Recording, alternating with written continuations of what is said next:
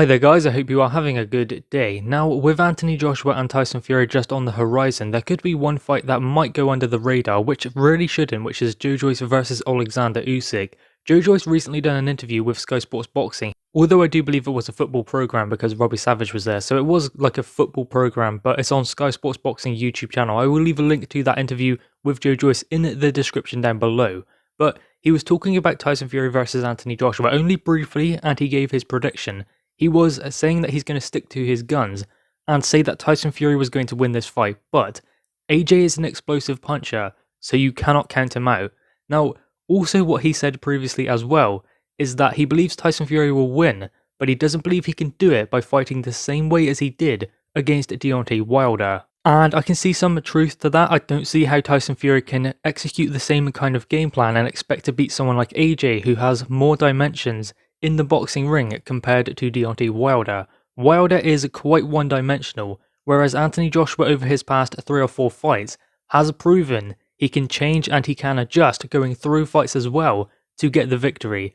I mean, Eric Molina recently explained, a previous opponent of Anthony Joshua, he said that AJ's power is quite deceptive because he sets it up. He doesn't necessarily go with those big power shots early on, but he builds into the fight. He finds the shots that will land.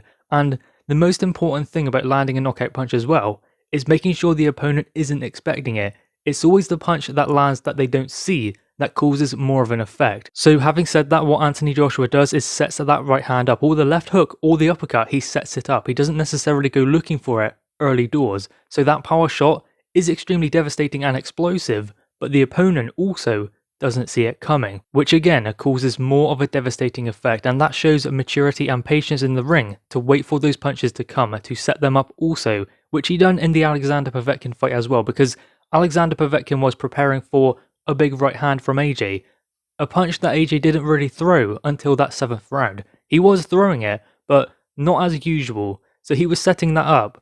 He knew that Povetkin would be trying to prepare and take that away. But as soon as Povetkin made the one mistake of surrendering his positioning, that is when Anthony Joshua pounced. That is when he threw that right hand. We haven't seen anyone else do something like that to Alexander Povetkin before, yet AJ was able to, just because he was setting his punches up, not necessarily just going forwards and landing heavy blows. On the back foot, Povetkin would be able to take the punches a lot better as opposed to coming forwards, and that is what Anthony Joshua done. He walked him on to those punches. So that is a quality that Anthony Joshua has shown he has over the last couple of fights. In there with Pulev as well, stepping back, leaning back. That Floyd Mayweather-esque punch where he leant back and then fired straight at Kubrat Pulev when he wasn't expecting it. Now, aside from this big fight between AJ and Fury, there is going to be this big fight between Joyce and Oleksandr Usyk, which is taking a few steps forward now, with the interim WBO World Championship on the line. So it's a great fight for Joyce, and he's gotten there on merit alone. He took the Dubois fight when he didn't really have to, but he took the risk. It was a big risk because we didn't know how good Daniel Dubois was.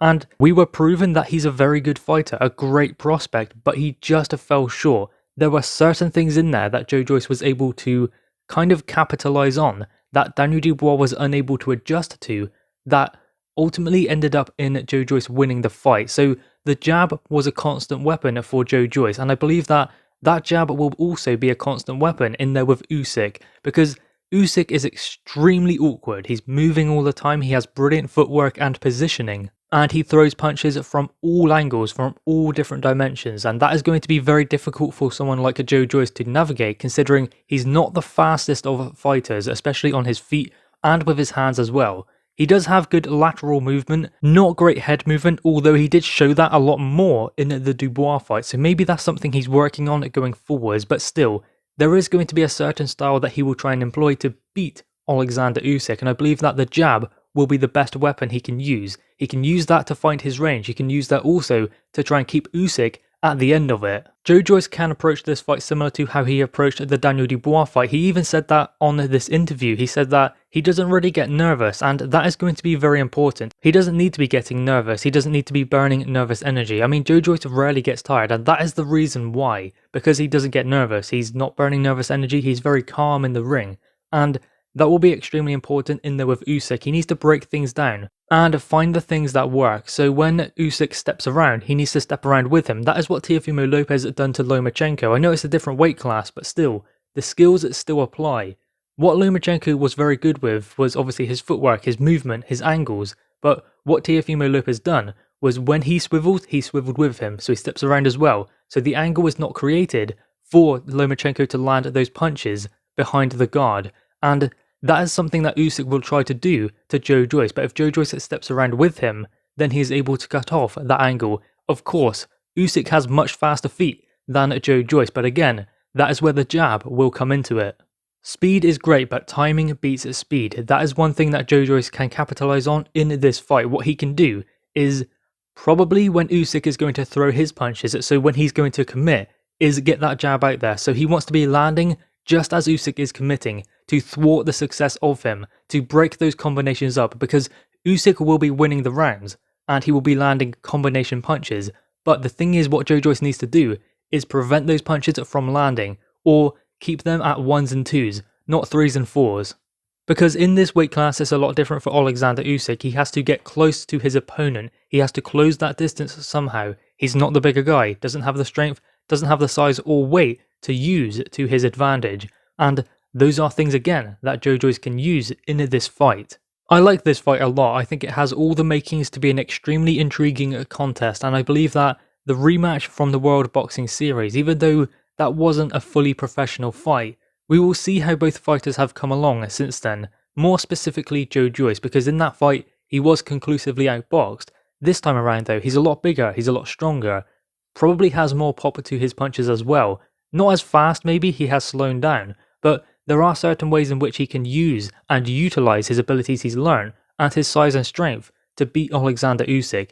This will be a different fight, and talking about Joe Joyce perhaps slowing down since then, Usyk won't be as fast as he was then. So it will be interesting to see how this fight balances out. Joe Joyce has done something really brilliant by taking the Daniel Dubois fight, which was a risk, but then putting himself in this position to then fight Usyk. If he wins, he could get the winner of AJ versus Fury. Think about that, going from taking a Daniel Dubois fight, which was a risk, and being just inside the top 10 of the WBO Championship rankings, then all of a sudden he fights Dubois, then he fights Usyk, then he fights the winner of Undisputed. That is a great story and just shows that if you take the risks, if you take the tough fights, then there are great rewards. He has proven that by the decisions he's made. Great management as well, and great planning of fights, taking the right fights at the right time. So it looks like we will be seeing Joe Joyce in there with Usyk next, and there is definitely a possibility that he can win it. Guys, anyway, what are your thoughts on this? Make sure you leave your thoughts in the comments below, leave a thumbs up, and subscribe if you are new. Thanks guys.